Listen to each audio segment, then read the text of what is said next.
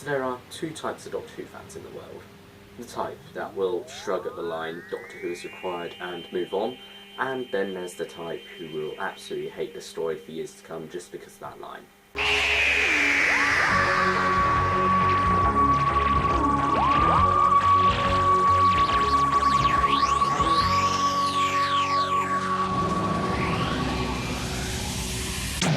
Hi everyone, TARDIS Guy 123 here, and today I'm going to be reviewing the War Games.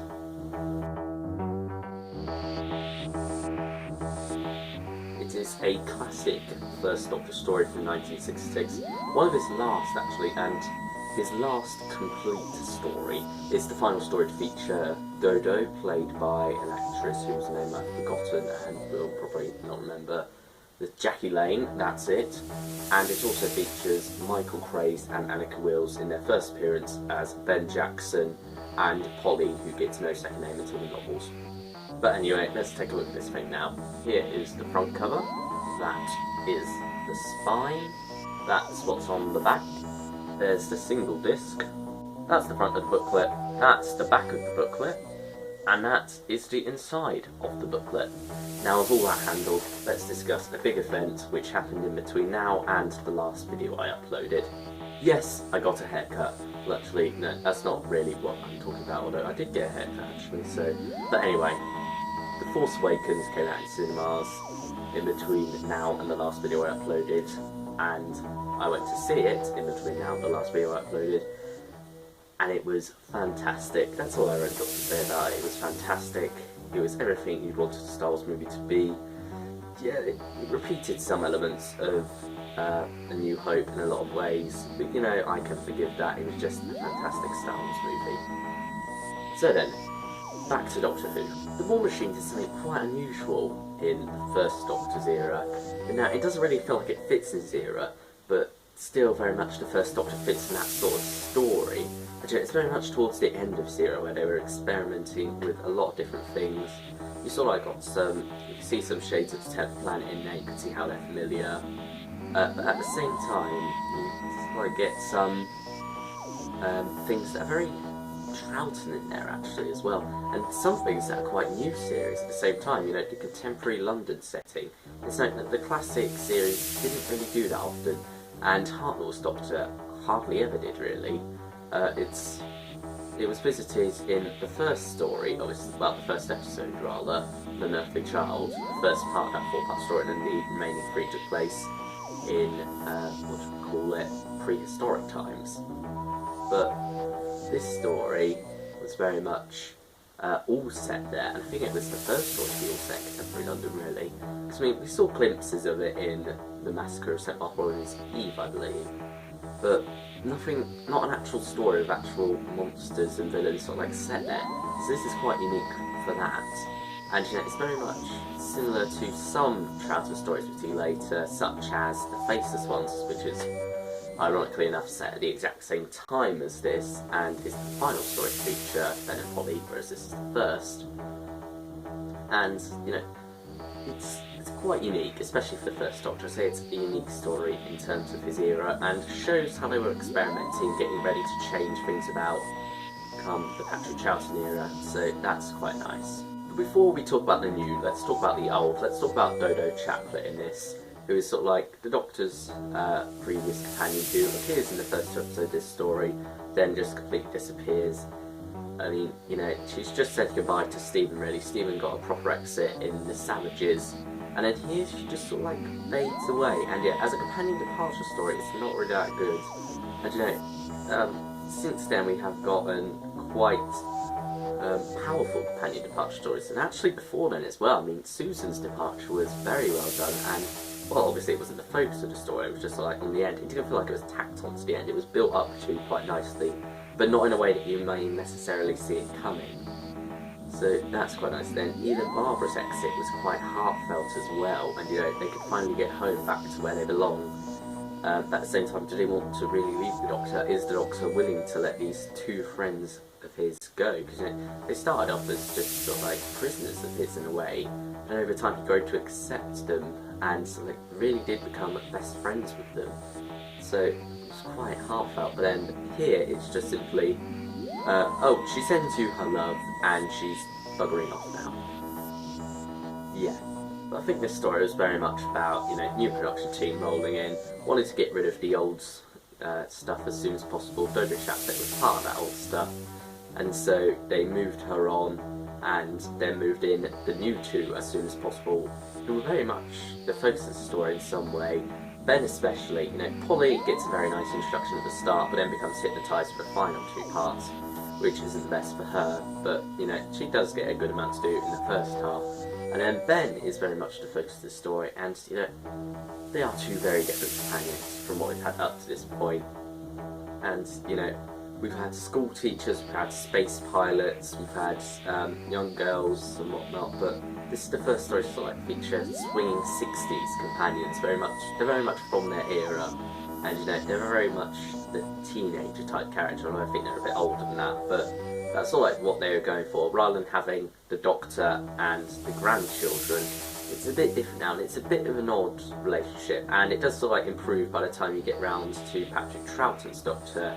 You can sort of like see how that works. And while the relationship between them does work quite well, I'd say, I think it is a bit odd, and it's not as easy to describe as you might think. It's not sort of like grandfatherly, it's a bit different really, but, you know, I do like the relationship for the short time that we do have it. Ultimately, the two characters do improve greatly when they're alongside the second Doctor, but, you know, here they are very nice. It's a very nice introduction for them, and I do really like their characters actually. You know, Ben especially is a very nice character, very different from what we've seen before, and then Polly as well. She's sort of like, yeah, she's sort of like treated in that thing. It's just like, oh, why don't you go make the coffee? But actually, she does get quite a lot to do in some of her stories, especially the moon base. You know, she comes up with a thing to dissolve the Cybermen's chest units, but it seems the thing that most people remember from the moon base is, oh, Polly, go make some coffee while we all think. And, you know, that's not all that was there. Eventually, that was in there, but that's sort of like not the way it was meant to be taken. And, you know, I think some people have taken that and run with that rather than focusing on the good that she does in that story. And, you know, in many other stories as well, she does quite a lot of good things. So yeah, I think that's quite understated. She's quite an understated companion, I will say. And, you know, she's of course been given a lot to do with Big Finish, and now Ben's started to be given some stuff to do with Big Finish, as Elliot Chapman has taken over the role, since sadly Michael Crace is no longer with us. So Elliot Chapman has wonderfully taken over the role, and, you know, they've started to do some stuff with his character, although obviously that'll be saved for the review of the Yes Men and the Forsaken. And he's also going to be in the upcoming Second Doctor Companion Chronicles box set, so that is very good.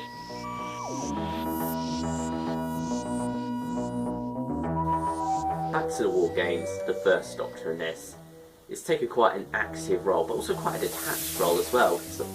He's not the sort of like Seventh Doctor taking a step back and manipulating everything, but at the same time, you know, he's not really up close with the villains, he's not up there, he's just sort of like coordinating things really, while he has sort of like little henchmen doing his job, like Ben going off to investigate and whatnot, and then the army helping them out towards the end there by trapping the war machine, and then the Doctor just comes in and has that wonderful line where she's like, ah, temper, temper, as it raises its hammer thing, whatever it is, I don't know. Then things, yeah, I guess they're hammers or smashers, but yeah, it raises one of them. He's just like, ah, temper, temper. Yeah, I can't get enough to saying that line, but, you know, he then just goes and tinkers about with the machine and changes it to do his bidding, really. And, you know, it's a very interesting way to go with the first Doctor, and, you know, he does get some wonderful scenes with sort of like authority figures, and he's not like doing a third Doctor where he's just like, oh, come on, just do what you're told, can't you see you're being an idiot, blah blah blah. You know, he actually gets along quite well with, I almost call him Sir Colin Thackeray then, because I've been watching the Seeds of Doom, but it's not Sir Colin Thackeray, it's, I can't remember his name. Is it on the back? It is not on the back. Sir Charles Summers, that was the name of the character. I don't know why that slipped my mind for a second there. But yeah, Sir Charles Summers is quite a good character, gets along very well with the Doctor. And, you know, he very much sort of like, at first, you know, he just sees the Doctor as this sort of like average person you see in his line of work, and he gets along quite well. He's quite friendly around him.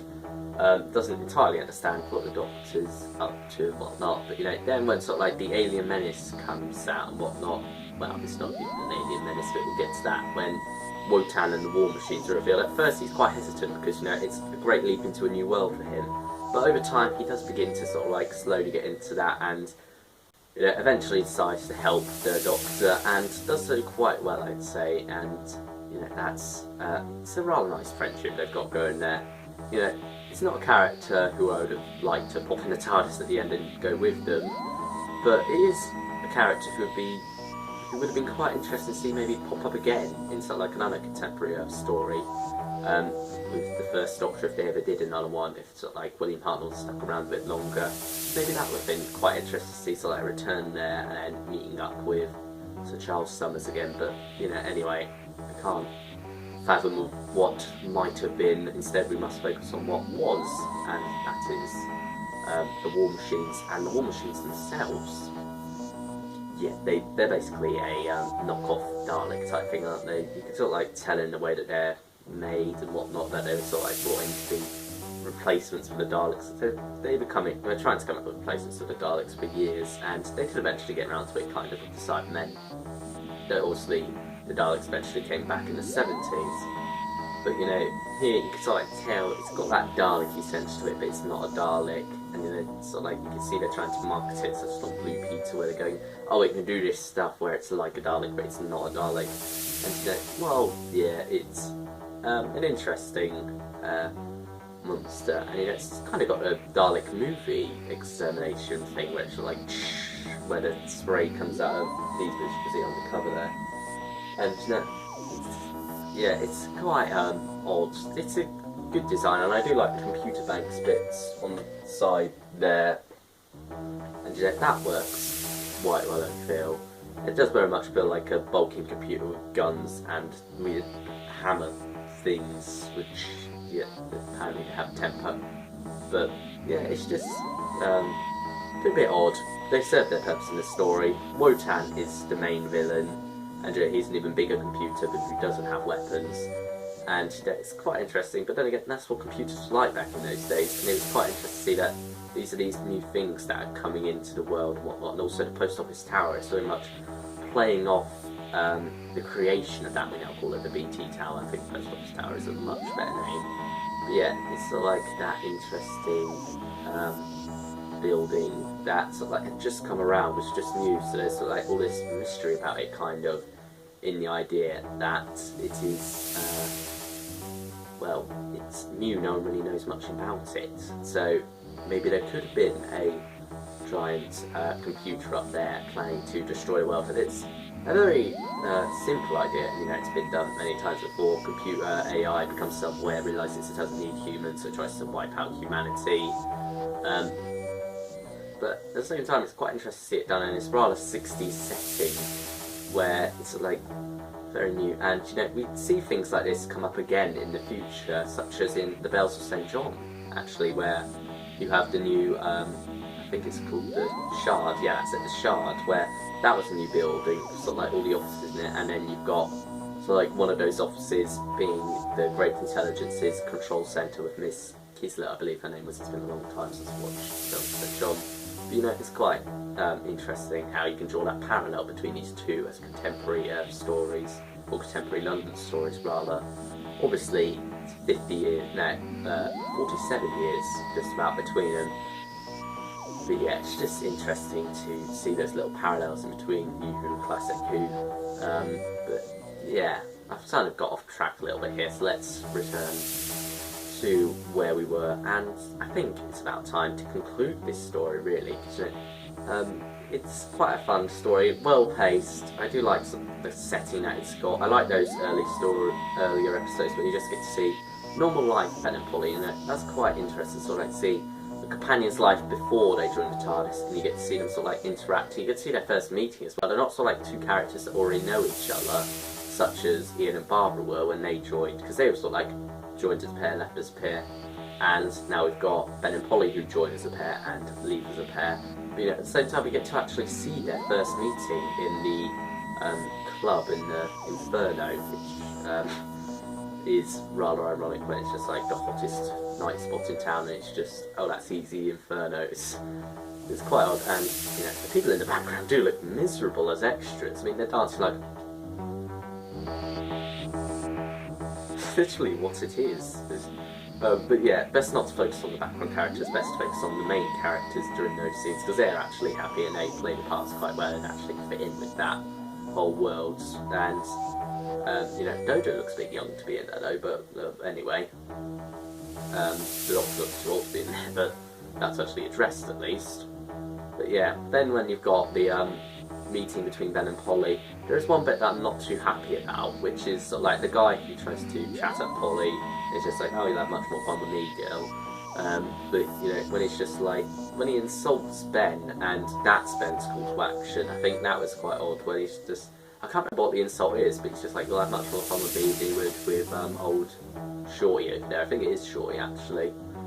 Something to do with the tie, I believe. And then that's Ben's call to action, where Ben sort of like comes in and it's like, what did you say? And then sort of like beats him up a bit. Instead, it's sort of like, it doesn't really work for me because it feels like he's doing it more for his own pride than he is for protecting Polly from this rather nasty chap. And you know, I feel like just that line shouldn't have been in there. I feel like it should have been more Ben doing it to protect Polly, and I believe that's what sort of like the intention was. But at the same time, you know, just that line just doesn't really work, I feel, and it does sort of ruin the scene for me. I can see the intention behind it, but at the same time, it makes Ben seem more selfish than he should have been portrayed as. And well, obviously he improves greatly later in the story and later for his run. I think that introduction is a bit off, just because of that one line.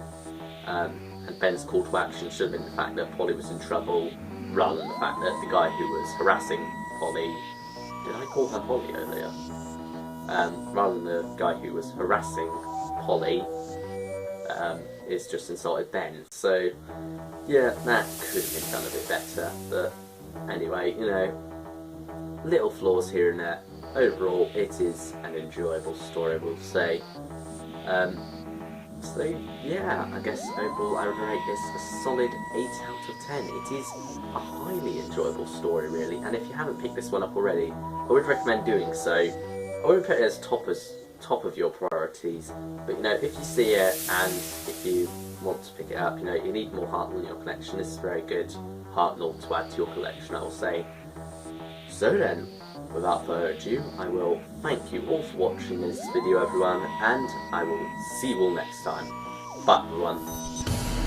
Are you seriously telling me, sir, that you have invented a machine that can think? Suppose it decides it can do without people. I wonder. There's a machine! A killer machine! If we don't stop it, it'll kill half London! There's a new and deadly danger facing us. Machines have been programmed to destroy any human life that opposes them. Stand by for attack! He's a danger to us. Doctor Who must be destroyed. Polly, come on! You must work for the success of this great new cause, the victory of the war machine. Doctor, get back in the